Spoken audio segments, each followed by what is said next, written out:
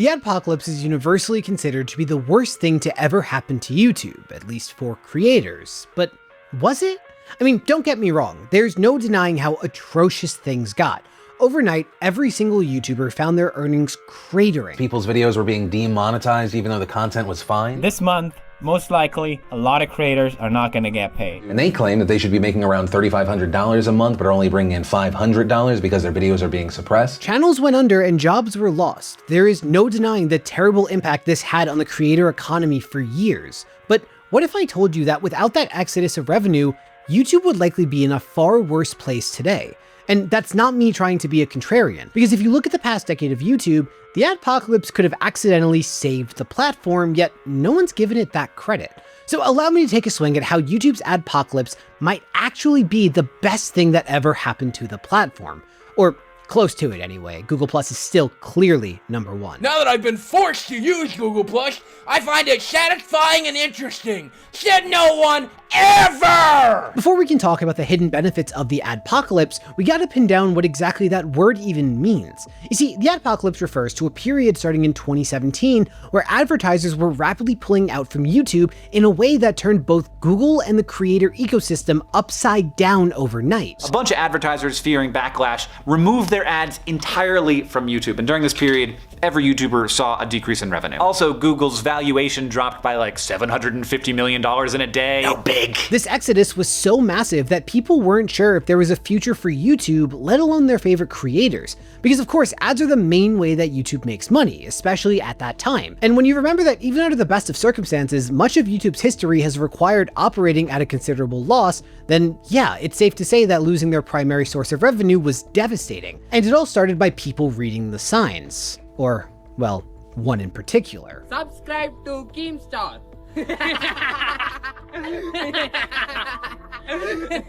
I am sorry.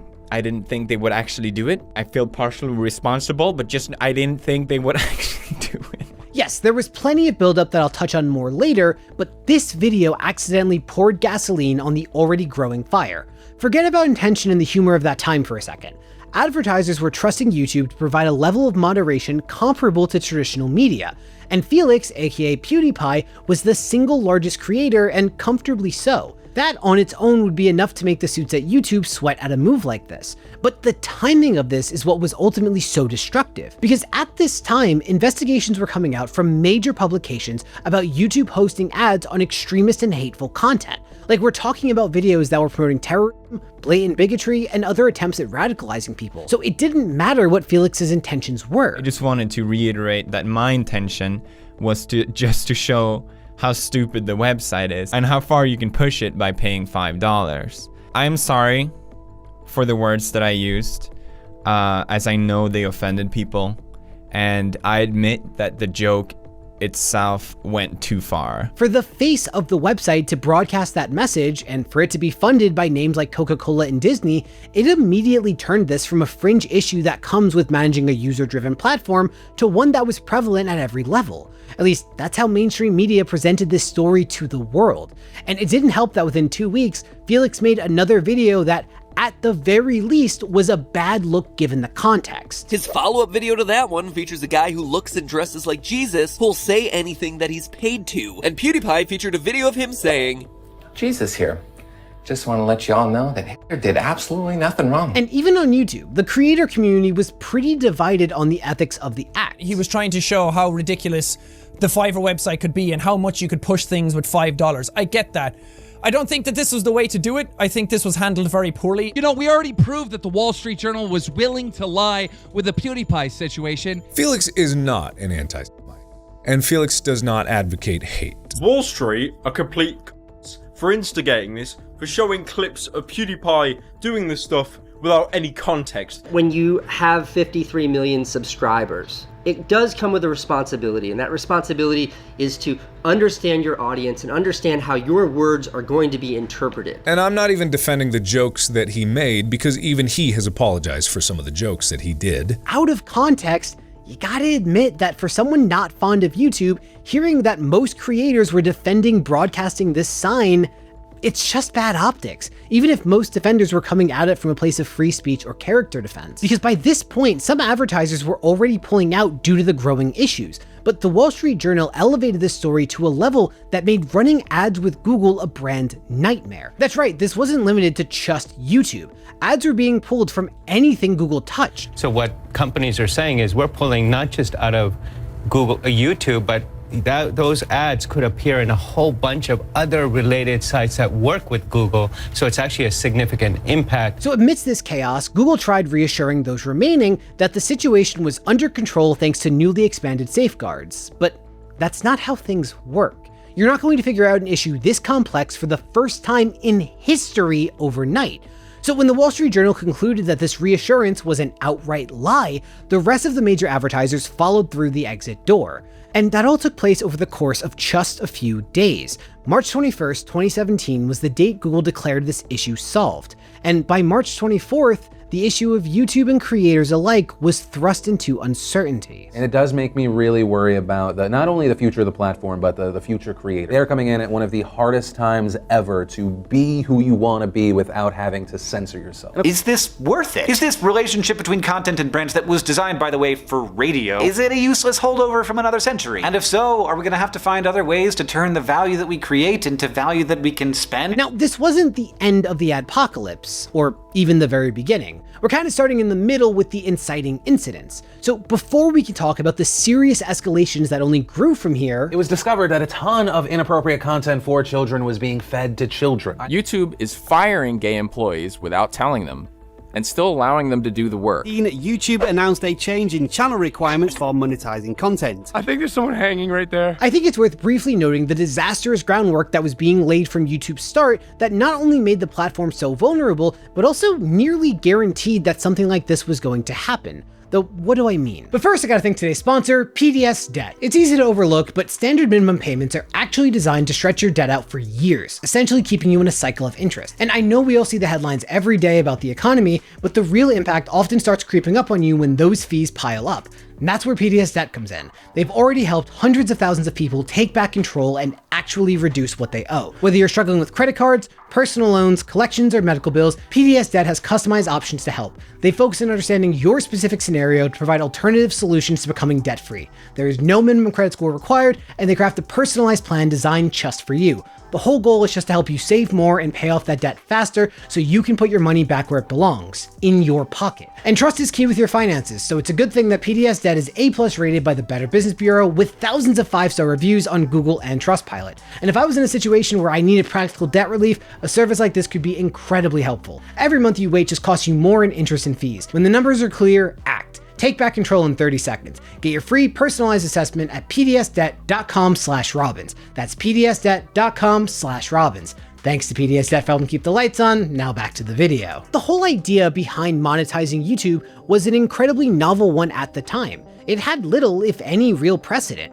When Google started the YouTube Partner Program in 2007, it was easy to manage. They chose just a handful of creators to run ads with, allowing Google to keep tabs on everyone given their few numbers. But YouTube just kept gaining popularity. So within just a few years, the Partner Program was allowing anyone to apply to join. And before long, it was an automated system based on criteria. If you had enough views and subscribers, that was probably going to be enough. And the requirements for entry really weren't that crazy for a dedicated creator. Previously, your channel simply needed 10,000 views, but now the rules have become a lot stricter. Though, needless to say, a channel with a few thousand subscribers wasn't going to be nearly as much of a priority as those at the top. So YouTube started rolling out a preferred program, where the top 5% of YouTube partners would receive preferential treatment for receiving the best ad slots, with the idea charitably being that those with that much to lose would conduct themselves with enough professionalism to warrant this trust. But that system only made it more damaging every time creators like Felix caused issues for the brands, because when you were seeing headlines about awful conduct on YouTube, it was almost always because of names that were lazily given this stamp of approval. Because as you guys know, YouTube cut my AdSense in half. Thanks YouTube, love ya. And I lost Google Preferred, which I honestly had no idea I was even in to begin with. YouTube gave advertisers their word that these channels were the best they had to offer, yet they were the ones who kept backfiring. It also didn't help that the years leading into 2017 were already a period where people were so desperate to find fame and fortune on YouTube that they were engaging in straight up inhuman behavior. This can possibly best be seen with Sam Pepper, the arguable face of the just a prank bro era of YouTube. But alright, let's give the man some credit. It was his genius mind that gave us pranks that included just assaulting women. Today I'm going to be pinching girls' bums with my secret hair.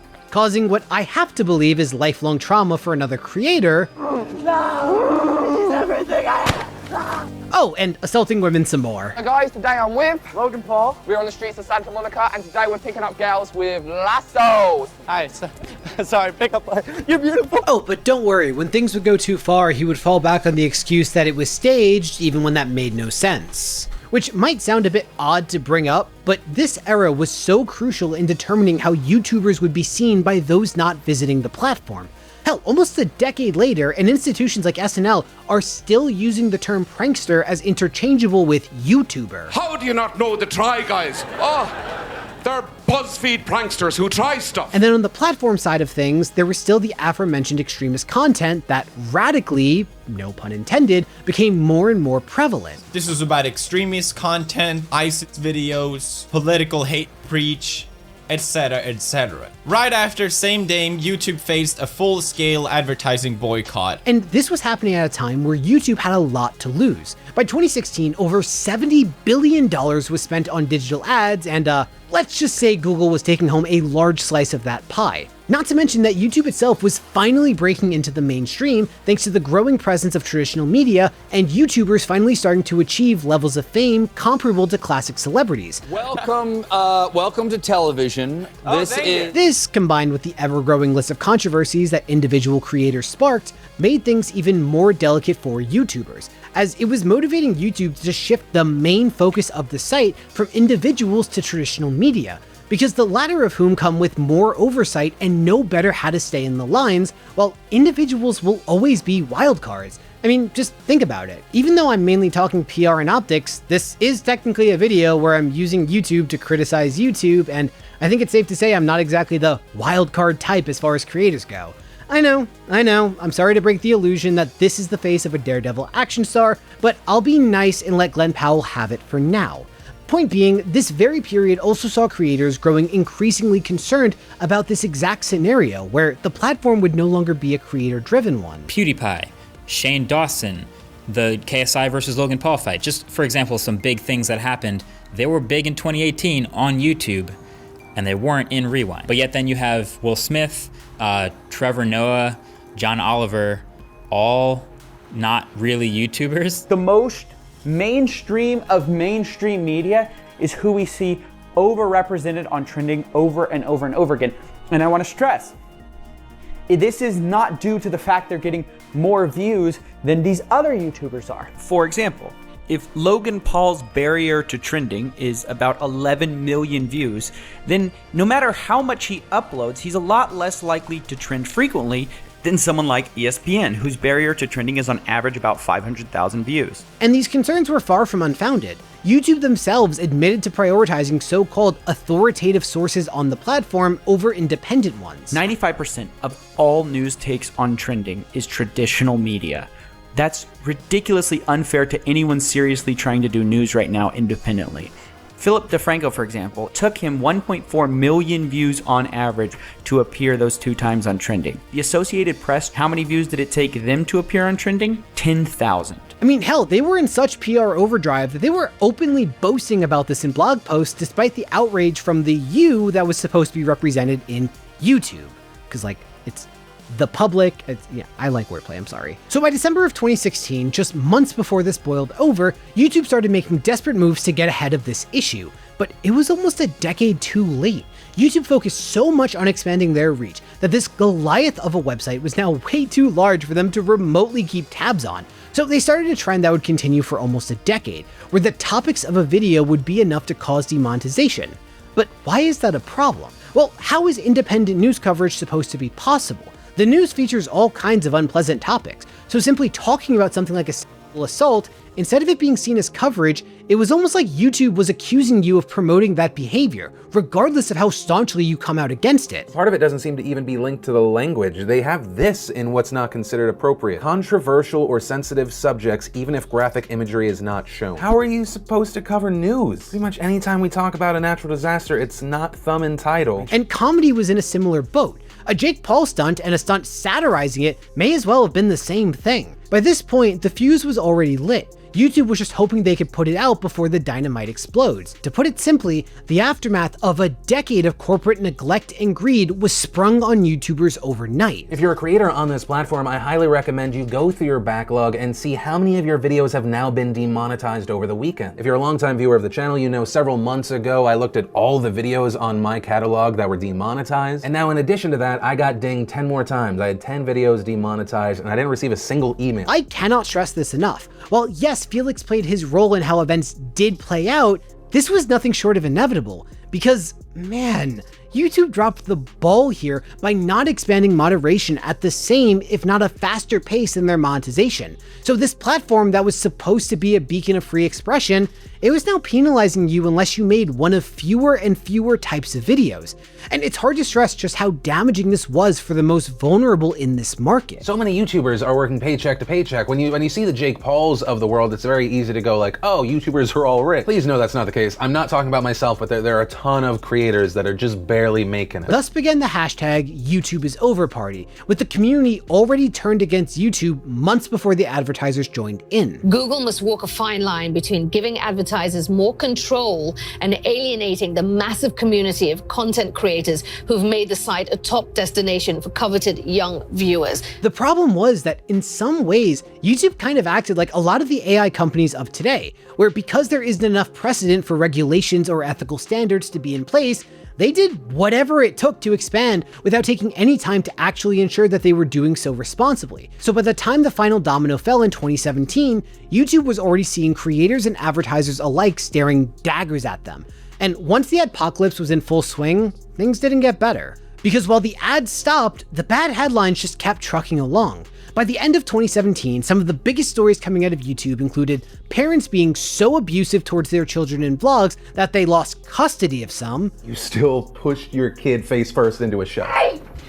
Take a joke! You're the only one in the house that can't take a joke and gotta act like a butthole! It's just a prank, bro. It's just a prank. So you all made me go through all this just for a stupid prank? Yeah. I'm tired of this. The whole Elsagate thing. A lot of the kids just watch video after video as a pop-up on the screen, which is where these videos can take advantage of the algorithm. The kids watching silly fun videos about Minions, Despicable Me, and then this ridiculous insanity pops up for them. This is from Zin Zin Cartoon, titled Minions Banana Baby Drinks Piss Water. Funny story, full episode. PewDiePie, yet again. What a fucking nick. And the infamous Japanese forest incident. I think there's someone hanging right there. Safe to say, this wasn't helping YouTube's woes. So this period was them flailing to regain the goodwill that crumbled away. And said flailing led to even worse headlines because it involved them promoting ignorance. Kind of. Remember what I said about news and satire no longer being distinguished from their inspirations? Well, a similar issue emerged for queer creators, since unfortunately there's ongoing debate on if it's appropriate for people, especially children, to know that they exist. Queer creators faced harsh discrimination. And specifically, we're talking about LGBTQ YouTubers who reportedly filed a lawsuit last night, and they're throwing a variety of claims against YouTube. From suppressing recommendations for LGBTQ videos to demonetizing them or altering thumbnails. Yes, almost any video remotely related to being queer would wind up with the infamous yellow dollar sign. While Google was claiming that this was unintentional, they were slow to actually fix the issue. It meant that the official position of YouTube was that being gay or trans could explicitly put you at a disadvantage, even if that position was taken by accident. If we took a demonetized video and changed the words gay or lesbian to happy or friend, every single time the status of the video changed to advertiser friendly. So yeah, by 2018, people were pissed that the rug just kept being swept out from under everyone in the creator economy. Because remember, it wasn't just YouTubers. At this point, many of them had full staffs that were relying on this money. And it seemed like the strife was all for nothing. Advertisers still weren't thrilled with Google, and governments were increasingly priming themselves to step in and make changes on their behalf. There has been a suggestion that would rather comprehensively attempt to regulate social media. Some of these recommendations for policies like this have been made in the United Kingdom and in the European Union. And while not in a way directly related to YouTube, Section 230 was weakened in 2018 for the first time since its inception in 1996. This matters because Section 230 was the thing that made YouTube feasible, as it protected online platforms from being held liable for what their users post. Amidst growing government threats, the precedent was now there to suggest that protections could be weakened enough to make a platform like YouTube impossible altogether. But there were others upset with the passage of this bill. Internet firms and free speech advocates arguing that it would lead to censorship, it would stifle innovation. The Electronic Frontier Foundation calling it the most significant rollback to date of the protections for online speech in Section 230. Which, speaking of 2018, it also marked the more intentional pivot from YouTube after the, well, chainsaw level precision of 2017. But what did that ongoing pivot look like? After the initial inferno, did YouTube finally get it right? Well, they must have on some level for the Adpocalypse to have saved YouTube, right? But it wasn't all good. The YouTube Partner Program saw its requirements dramatically risen to an all-time high. As a reminder, the eligibility requirements to unlock revenue sharing on your videos are 1,000 subscribers and either 4,000 valid public watch hours on long-form video in the past year, or 10 million valid public shorts views in the last 90 days. Gotta love that this was like a year or two before I started YouTube, but whatever. And this change was retroactive, meaning current partners who failed to meet this criteria would lose their status. And that's exactly what happened to hundreds of thousands of them. This might seem insignificant, as well, they weren't the creators really making money in the first place. I mean, hell, most of them were making less than $100 a year. But there were other perks made exclusive to partners that dramatically helped make running a channel feasible. Other benefit is the one-on-one tailored access to the YouTube team at all times. You get one-on-one communication with somebody that works on YouTube if you have any questions. But it also meant that for these outgoing partners, if a video suddenly blew up and got 1 million views, that would come with thousands of dollars in potentially lost revenue, which is far from insignificant. Speaking from experience, those occasional runaway hits were what kept this channel alive for a very long time. And that's the thing. You can't talk about the Adpocalypse without acknowledging that the working class creators, they were the ones most hurt by the volatility of this era. There was also the fact that YouTube would make sweeping changes to their system overnight with no communication with their creators. 90% of the things that YouTubers want from YouTube is always just more communication and understanding where we actually fit. This meant that if, for example, a YouTuber's back catalog contained profanity, they could wake up one day to discover that nearly their entire channel is now unable to run ads. This matters because the passive income of older uploads is integral to a YouTuber's earnings, especially during slower months. And this wasn't just some issue limited to the 2010s. This shit was happening on a catastrophic level as recently as 2022. And I'll let it be known right away here that yes, my channel has been hit extremely hard by this new shadow policy that they've slid into the equation here. But looking back, it was a real catch-22. Creators were pissed with this approach. But once again, a big part of this problem is YouTube's lack of transparency and lack of reaching out to creators and showing them what's changing. The lack of transparency might lessen YouTube's burden to address exploits or enforce its existing rules, but it has a severely negative impact across every channel at once. But at the same time, YouTube didn't want to risk being too direct with what would cause a video to lose monetization, as it would help bad actors to find the loopholes and get around them with even worse content. I mean, that's largely what happened during Elsagate. Take popular kids' characters doing shocking things that they can't look away from, and suddenly every kid is being fed this content. They used the very DNA of the algorithm to inflict maximum damage. It left YouTube in a real tight spot, where they had spent so long basically neglecting their relationship to advertisers that they now overcorrected and were neglecting the creators that built their platform. But there were some positives. On the YouTube side of things, Google was forced to take a stance on content that they were happy to pretend wasn't a problem, like videos promoting bigotry or dangerous medical misinformation. While prior to the Adpocalypse, YouTube was fine allowing this content to run ads, provided it didn't make waves, they had to declare that this wouldn't have a place on their platform and then actually follow through with that. And while some of those policies have been scaled back because of, how do I not put this delicately? Well, the current administration successfully weaponizing their power to force platforms to treat the findings of the leading experts in academia and research as equal to gut feelings from high school dropouts, all the while constantly strong-arming any media source not passionately kissing the ring. Can't wait for someone to complain that a channel about media ethics touched on politics, as if those two things are not fully integrated. But yes, while the policies have been scaled back in ways, at their strongest, they help to reduce the harm such content could do during a global pandemic, while addressing the rising anti-Semitism of the late 2010s, not to mention the surge in anti-Asian hate in the early 2020s. They also started to rapidly expand their moderation team to better respond to issues as they arose. So at least from the perspective of running an ethical platform, the boot on their neck forced YouTube to take their responsibility more seriously, even if it's pretty transparent that they're just virtue signaling based on the culture of that moment, like literally every other corporation. But most importantly was the wake-up call this served to creators who were suddenly running massive businesses without any relevant experience. For one, it showed just how much of a gamble this gig inherently is when your entire business is beholden to the whims and mistakes of an indifferent corporation. There's a volatility to AdSense. A market that you don't have control over. You don't have control over. Like, I mean, you can do nothing about that. And a platform that you don't ultimately at the end of the day have control over. You're building building a business on quicksand. This helped to highlight the crucial need for creators to diversify far more than most were. But frankly, it might not be as important to creators because I think we will figure out other ways to make money if advertisers don't find us. Either way, the timing of this lesson was great because as creators started eyeing other platforms to grow on, it forced YouTube to expand the options they provided for creators to make a living.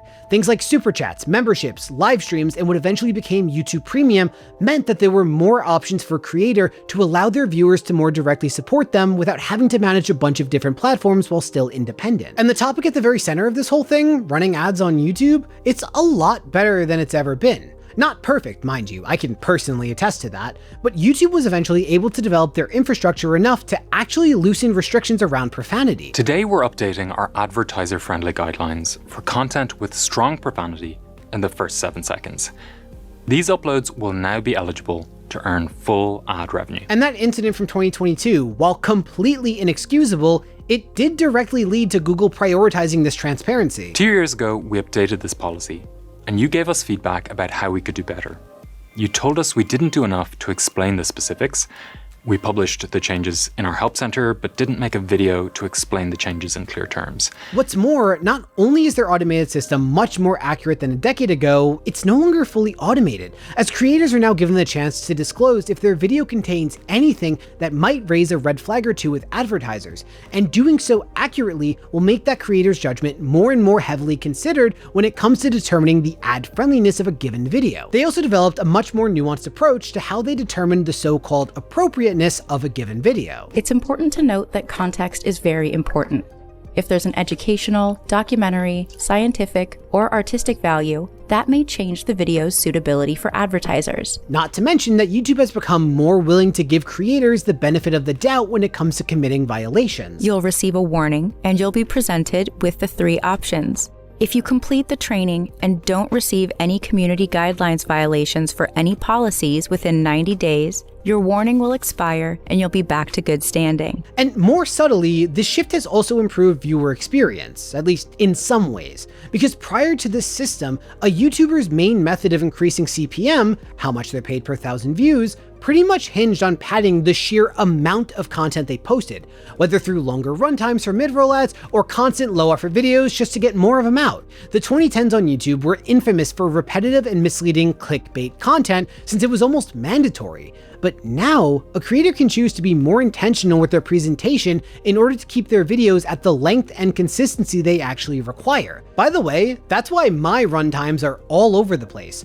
I mainly focus on optimizing monetization on the back end, so if I upload an hour-long video, viewers hopefully know it's because I genuinely think that said runtime was warranted. That wasn't really as much of an option a decade ago. There was also the worst-case scenario, at least what I think it would have been, because that retirement home you see in the news every day? A new report tonight that says a sitting Texas Congresswoman, Kay Granger, is in a senior living facility after missing months of votes. Yeah, it turns out that those fossils are some of the most powerful and influential people when it comes to legislation and regulation. This is a problem because they're elected officials, not experts, meaning they're beholden to headlines and approval, not facts or competency. So when emerging technologies do catch the attention of these bodies, they often respond in ways that either completely misunderstand said technology or use public outrage to push through legislation with far more sinister intent.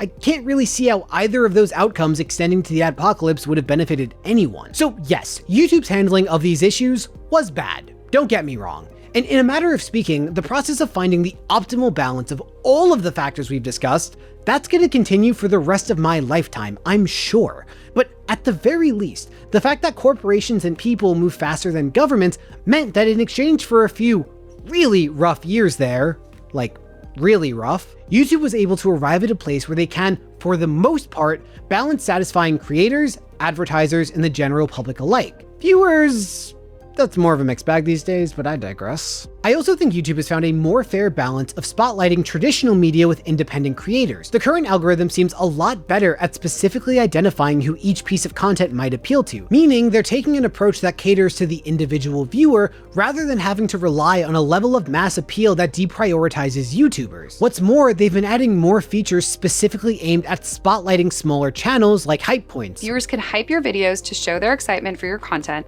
and help your channel get discovered by new audiences. Top hyped videos get to show up on a new leaderboard designed for up-and-coming creators, which you can actually leave some below to help out the video. I don't fully know how they work. I'm still doing my homework there, but either way, thanks anyway. I mean, even for a channel like mine that covers wildly different topics, YouTube has gotten genuinely good at matching each video to the right viewer, whether it be the regulars, the one-timers, and the people who only show up for specific topics. A decade ago, that kind of niche targeting was basically impossible for independent creators. The algorithm used to flatten everything towards mass appeal, which by definition deprioritized anyone who wasn't already huge. That's noticeably better now. In the late 2010s, there was a growing concern that YouTubers who weren't handpicked by Google would all but die out. Even YouTube Rewind kept shifting farther and farther in this direction.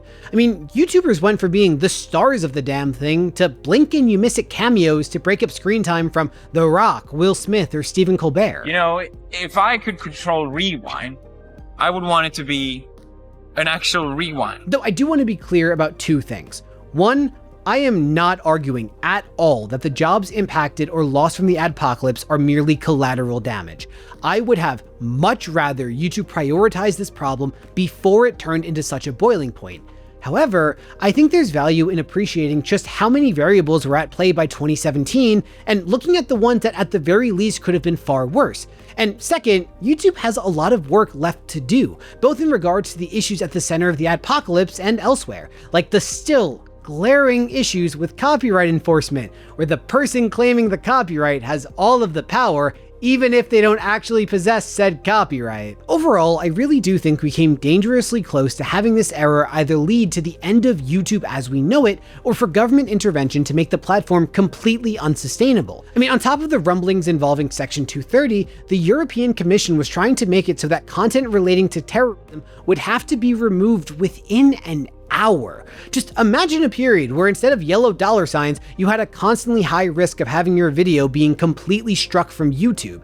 And there's actually precedent to support what I'm saying about self-regulation staving off catastrophe. You see, when you buy a video game and see the age rating in the corner, that was the solution of an industry that was dealing with the same challenges. Amidst growing controversy, gaming studios decided to be upfront with the consumer about what possibly objectionable content their games had, rather than enjoying the short-term benefits of not caring until the government forces a likely more restrictive policy. Just think about how even with age ratings, you have parents who can't be bothered to actually parent, concerned citizens who try to boycott any game with the boob. The age rating is what takes away any legitimacy from their argument so that gaming as an artistic medium didn't have to be neutered. Sounds a lot like YouTube to me. All of this is to say that yes, the adpocalypse was a catastrophe and there's no getting around that, even with a video like this trying to look at the bright side. You know what? Yeah, let's make that the takeaway of this video. Declaring that the adpocalypse saved YouTube isn't me being a contrarian, but rather an optimist for the first time in